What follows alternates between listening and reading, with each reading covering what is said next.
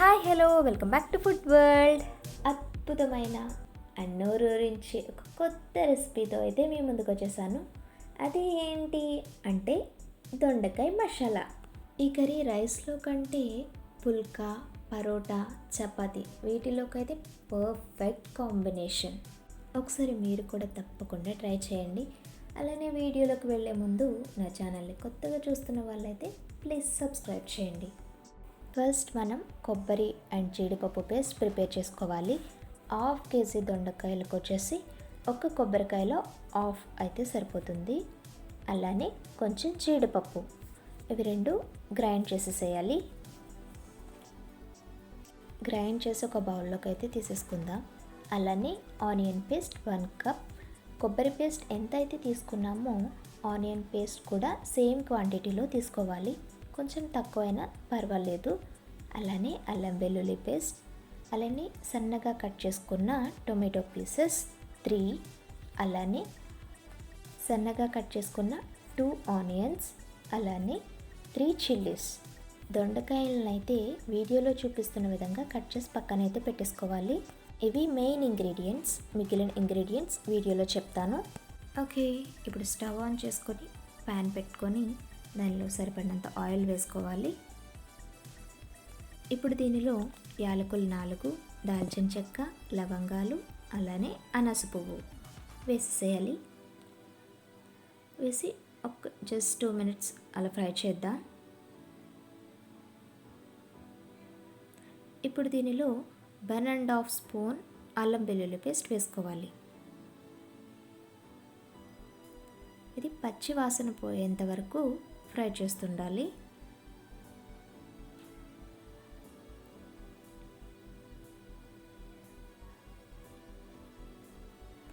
ఒక 2 minutes fry చేస్తే సరిపోతుంది. ఇప్పుడు దీనిలో కొంచెం కస్తూరి మేతి వేసుకోవాలి. వేసి ఒకసారి ఫ్రై చేయాలి.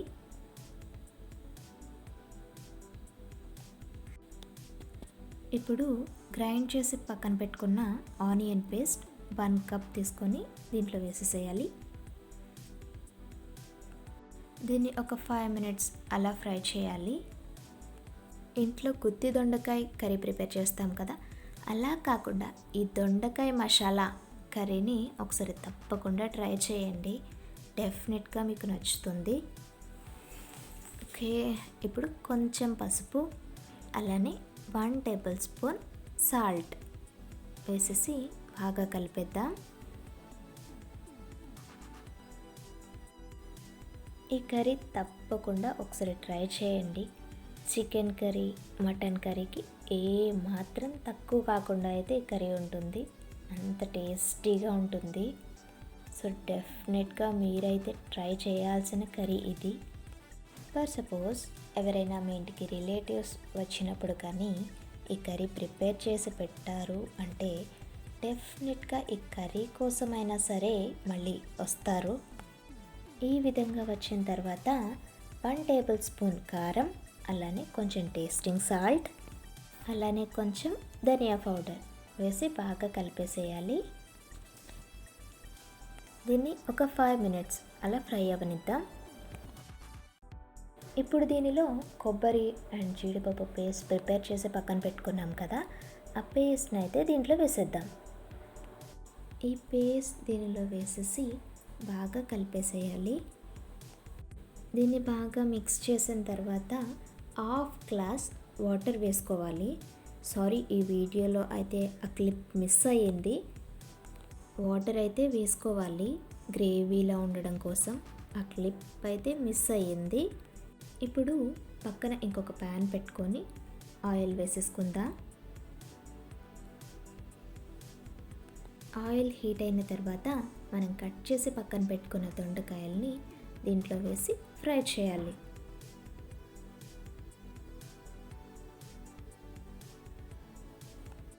ఈ దొండకాయల్ని ఒక 15 to 20 మినిట్స్ ఫ్రై చేసుకొని తీసుకొని పక్కన పెట్టుకోవాలి. ఆఫ్టర్ 20 మినిట్స్ ఈ విధంగా అయితే ఫ్రై చేసుకోవాలి. ఈ దొండకాయల్ని నీట్గా ఒక ప్లేట్లోకి అయితే తీసేసుకుందాం. ఇప్పుడు మరొక ప్యాన్ పెట్టుకొని ఆయిల్ వేసుకోవాలి. దీనిలో హాఫ్ టీ స్పూన్ జీలకర్ర అలానే కొంచెం కరివేపాకు వేసి వేయించాలి. ఇప్పుడు ఆనియన్ అలానే పచ్చిమిర్చి వేసుకొని వీటిని ఒక 10 మినిట్స్ అలా వేయించాలి. ఇవి వేగేలోపు స్మాల్ సజెషన్, వీడియోనైతే ఎక్కడ స్కిప్ చేయకుండా చూడండి, ఫుల్గా అయితే చూడండి. ఓకే, ఈ విధంగా వేగిన తర్వాత 1 టేబుల్ స్పూన్ అల్లం వెల్లుల్లి పేస్ట్ వేసి పచ్చి వాసన పోయేంత వరకు అయితే వేయించుకోవాలి. అలానే ఆనియన్స్ కూడా గోల్డెన్ కలర్ వచ్చేంత వరకు అయితే ఫ్రై చేసుకోవాలి. ఒక 5 మినిట్స్ అలా ఫ్రై చేస్తే సరిపోతుంది. ఇలా ఫ్రై అయిన తర్వాత దీనిలో 1 కప్ టొమాటో పీసెస్ వేసుకోవాలి. ఈ టొమాటో పీసెస్ని బాగా ఫ్రై అవ్వనివ్వాలి, అంటే లైక్ పేస్ట్లా వచ్చేంత వరకు అయితే ఫ్రై చేసుకోవాలి. మినిమం 10 మినిట్స్ అయినా పడుతుంది. లో ఫ్లేమ్లో పెట్టి అయితే ఫ్రై చేయాలి. ఈ కర్రీకి ప్రాసెస్ ఎక్కువ ఉంది అని అయితే అస్సలు అనుకోవద్దు, ఎందుకంటే ఈ ప్రాసెస్ అంతా చేసిన తర్వాత కర్రీ టేస్ట్ చూసారంటే ఈ ప్రాసెస్ చేసిన అలసటంతా పోతుంది, అంత టేస్టీగా ఉంటుంది. డెఫినెట్గా అయితే ఒకసారి ట్రై చేయండి, అప్పుడు మీరే చెప్తారు. ఫస్ట్ నా ఛానల్ని అయితే సబ్స్క్రైబ్ చేసేసేయండి. ఓకే, ఫ్రై అయిపోయాయి. ఈ విధంగా ఫ్రై అయితే సరిపోతుంది. ఇప్పుడు ఒక చిటికెడు పసుపు వేసుకోవాలి. అలానే హాఫ్ టేబుల్ స్పూన్ సాల్ట్ వేసి ఒకసారి బాగా కలిపేద్దాం. ఇప్పుడు లో ఫ్లేమ్లో పెట్టి అలా కలుపుతూ ఉండాలి. ఆయిల్ అనేది పైకి వచ్చేంత వరకు అయితే అలా కలుపుతూ ఉండాలి. ఒక 2 మినిట్స్ చూడండి, ఈ విధంగా వస్తే సరిపోతుంది.